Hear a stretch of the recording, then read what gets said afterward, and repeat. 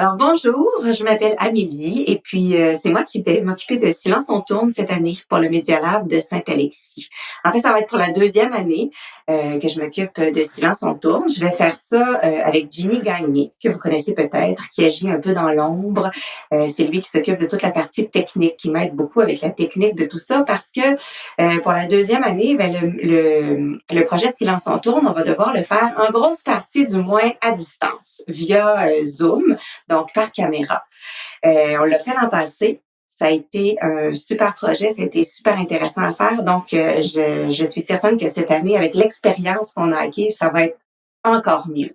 Cette année, ce que je vous propose comme projet, c'est de partir encore une fois d'œuvres littéraires, mais d'œuvres littéraires variées. On partirait autour d'un thème qui est le journal intime, le journal personnel. J'ai remarqué qu'il y a plusieurs ouvrages pour la jeunesse qui tournent autour du journal intime. On peut penser au journal d'Aurélie Laflamme. On peut parler, il y a la série Défense d'entrée qui est fait sous forme de journal intime. Il y a aussi le journal d'un dégonflé qui est très populaire, le journal d'un noob.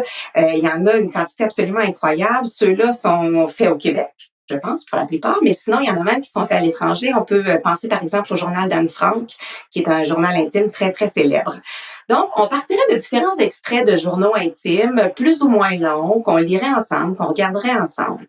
On irait vraiment vers une formule hybride, c'est-à-dire que moi, j'aime bien, je trouve ça intéressant de travailler des textes, mais je trouve ça intéressant aussi de travailler sous forme d'improvisation sur Canva. L'improvisation sur Canva, c'est-à-dire qu'on peut écrire un texte ensemble ou écrire une situation ensemble et après ça, on improvise là-dessus.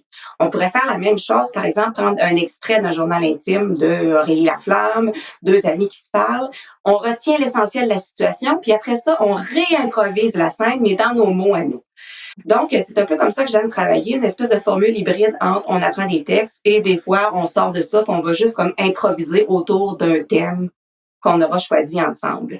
La formule va être hybride aussi, je l'espère, dans la mesure où, comme je vous ai dit, on travaillerait beaucoup par Zoom et à distance et peut-être que si les conditions le permettent, éventuellement pour le tournage parce que tout ça, le but, c'est de faire un film à la fin, c'est d'avoir un projet qu'on fait ensemble, de rassembler tous ces extraits-là de journaux intimes et d'en faire un film où tout le monde va avoir sa place, tout le monde va avoir un extrait selon ce qu'il va vouloir, selon ses désirs, dans quoi il est bien, tout ça.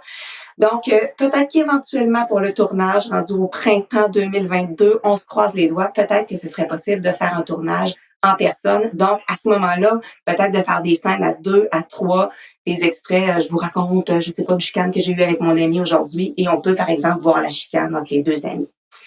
Donc, c'est pas mal là-dessus qu'on travaillerait cette année. Évidemment, j'ai besoin de vous, j'ai besoin de vos idées, j'ai besoin de votre créativité. Et c'est vous, en fait, qui allez faire Silence on tourne cette année, qui allez faire ça va être quoi le film? Vous allez le composer avec moi. Donc, soyez curieux, inscrivez-vous, venez voir de quoi ça a l'air.